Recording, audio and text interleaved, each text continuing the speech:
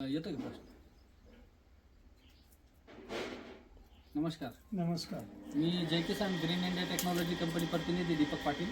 मी आलेलो आहे येवल्यावरनं आणि यांना आपण दिलेलं होतं उन्हाळी कांद्यासाठी बायोलॉजिकल फर्टिलायझर. तर हे जे कांदे आहेत याला जे कलर क्वालिटी आहे, कांद्याची साईज झालेली आहे, पांढऱ्या मुळ्या चांगल्या वाढलेल्या होत्या, मुळ्या पण साबूत आहेत अजून पण.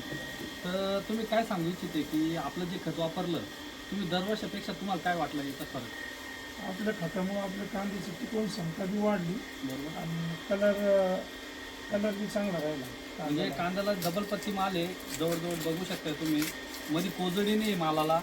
एकदम कांद्याची जर क्वालिटी जर बघितली तर कलर क्वालिटी साईज एकदम भारी झालेली आहे. पांढऱ्या मुळ्या पण चांगल्या होत्या.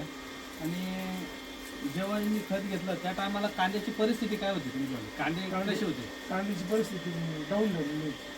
म्हणजे जे कांदे लागवड केलेले होते त्यांनी नंतर दुसऱ्या डोसला आपलं खत वापरलेलं होतं आणि त्या टायमाला कांद्याची अशी विकत होते की कांदे मी स्वतः प्लॉटवर गेलो होतो बघायला.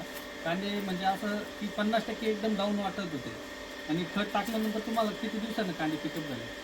सरासरी 8 ते 10 दिवस झाले. तर 8-10 दिवसानंतर कांदे पिकअप झाले आणि कांद्याला जो ॲव्हरेज निघणार नव्हता तो कांद्याचा ॲव्हरेज मिळाला. त्याच्यानंतर कांदे जे टिकत नव्हते ते अगोदर ते कांदे टिकले पण आहे आणि कांद्याला कलर क्वालिटी साईज डबल पत्ती माल आहे. तुम्ही बघू शकता मध्ये पण एकदम कलर क्वालिटी साईज चांगली आहे.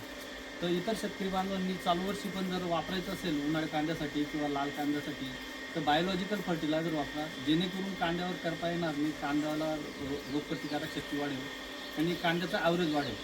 तर तुम्ही इतर सर्व पिकांसाठी आपलं खत वापरू शकता. आता भरपूर शेतकऱ्यांना आपण ऊसाला दिलेलं आहे, अद्रकीला दिलेलं आहे तुमच्या या भागामध्ये. तर शेतकरी बांधवांनी आमचं जय किसान ग्रीन इंडिया टेक्नॉलॉजी कंपनीचं यूट्यूब चॅनलला सबस्क्राईब करा, बेल आयकॉनला प्रेस करा आणि असे अनेक नवनवीन व्हिडिओ बघा जे की आपण कांद्याला चांगले रिपोर्ट काढून दिलेले. धन्यवाद शेतकरी. ओके. चालू कर.